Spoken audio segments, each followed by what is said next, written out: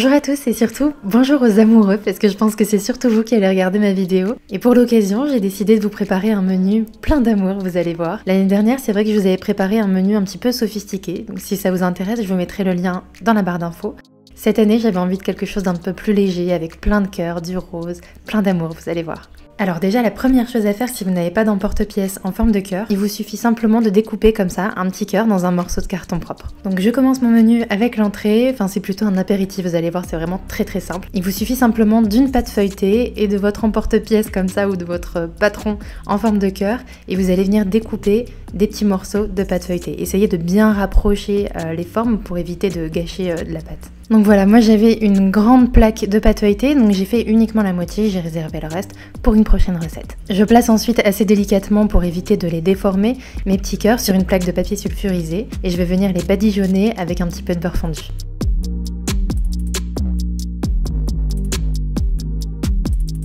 Et ensuite, il suffit simplement de les assaisonner, de les garnir à votre guise. Donc moi, j'en ai fait certains avec du parmesan, certains avec des graines de pavot, d'autres avec des graines de sésame. Vous pouvez mettre vraiment ce que vous voulez, uniquement du poivre, du sel, des herbes, du fromage. C'est vraiment comme vous aimez. On enfourne à peu près 10 minutes à 180-200 degrés et une fois qu'ils sont un petit peu dorés, on les sort pour les laisser refroidir. Vous pouvez complètement faire cette recette à l'avance et garder vos petits feuilletés dans une boîte hermétique pour éviter qu'ils prennent l'humidité. Et vous pouvez aussi les reproduire tout au long de l'année en forme de cœur, d'étoile, ce que vous voulez pour l'apéro, ça fait toujours son effet.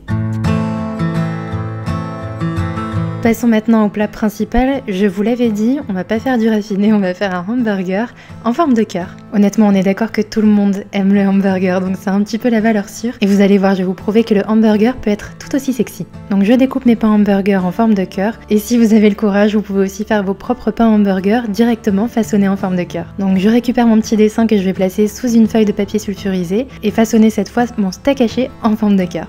Personnellement, j'achète de la viande hachée pas directement façonnée en steak haché. Je trouve que c'est meilleur et après, je peux l'assaisonner vraiment comme je le souhaite. Donc là, j'y mets du sel et des herbes de Provence.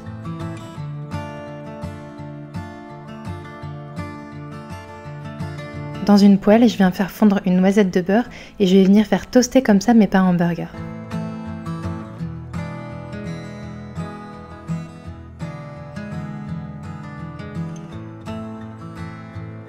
Et dans la même poêle, sur un feu bien vif, j'y ajoute mes steaks hachés en forme de cœur.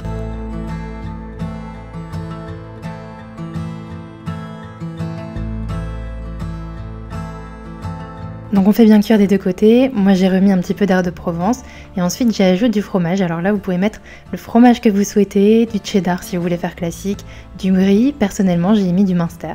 J'attends que le fromage fonde un petit peu et ensuite je dresse directement mon hamburger. Donc moi j'ai mis de la roquette juste en dessous et je vais ajouter une petite confiture de cerise noire que j'ai fait un petit peu chauffer au micro-ondes avant. C'est vraiment délicieux l'association de la confiture, du fromage et des herbes de Provence, personnellement j'adore. Pour aller jusqu'au bout des choses, j'ai fait des petites frites, donc des petites pommes de terre en forme de cœur et voilà, c'est prêt à servir. Et on termine avec le dessert. Alors ce dessert, il va nous demander un tout petit peu plus de temps de préparation, tout simplement parce qu'on va réaliser une meringue et la meringue, ça a besoin de cuire pendant à peu près 1 heure. Donc vous pouvez la réaliser soit le matin ou alors même plusieurs jours à l'avance. La meringue se conserve vraiment très bien plusieurs jours. Pour réaliser une meringue, c'est on ne peut plus simple. Moi j'ai mis 2 blancs d'œufs, une petite pincée de sel et une fois que ça commence à monter comme ça, j'y ajoute 120 g de sucre.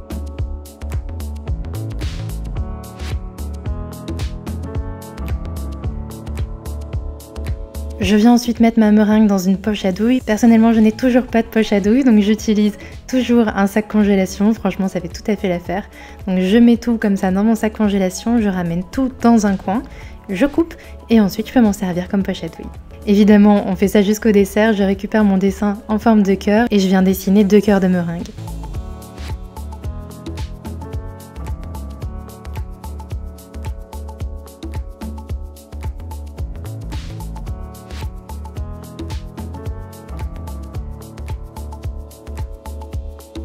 Avec une petite cuillère comme ça, je viens lisser un petit peu pour essayer d'avoir la meringue la plus lisse possible.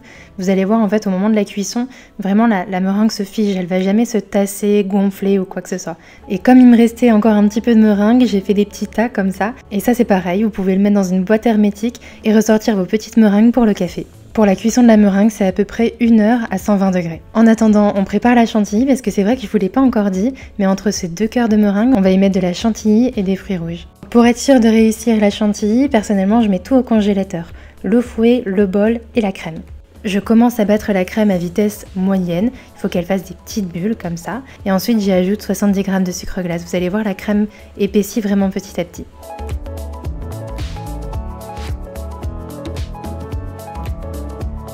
Alors là c'est complètement optionnel, mais je trouvais ça plutôt sympa pour apporter un petit peu de couleur à mon dessert.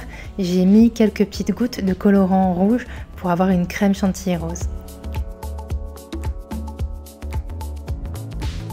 Une fois la cuisson des meringues terminée, je vérifie qu'elle soit bien sèche et qu'elle se détache assez facilement du papier sulfurisé. Normalement, le cœur, comme il est un petit peu plus épais, un petit peu plus gros, il doit être bien sec sur les extérieurs, mais moelleux à l'intérieur. Donc on le manipule avec délicatesse, je le mets dans une petite assiette comme ça, et je vais ensuite mettre ma crème chantilly à l'intérieur. Vous pouvez le faire avec une poche à douille. Personnellement, j'ai fait simple avec une cuillère. Alors je sais pas si vous connaissez ce dessert, mais je me suis beaucoup inspirée de la pavlova.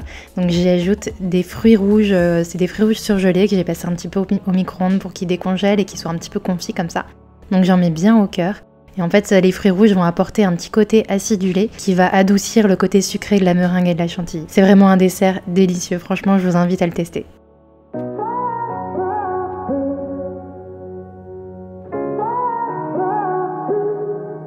I had a feeling you'd come back and save me from all those lonely nights and heartbreaks. Et voilà, j'espère que mon menu de la Saint-Valentin vous aura plu. Si jamais vous reproduisez mes recettes, n'hésitez pas à m'envoyer une petite photo, ça me fait vraiment toujours très plaisir. Je vous souhaite une très jolie fête, que vous soyez seul ou accompagné. Profitez-en pour vous chouchouter, prendre soin de vous et envoyer de l'amour. À très bientôt.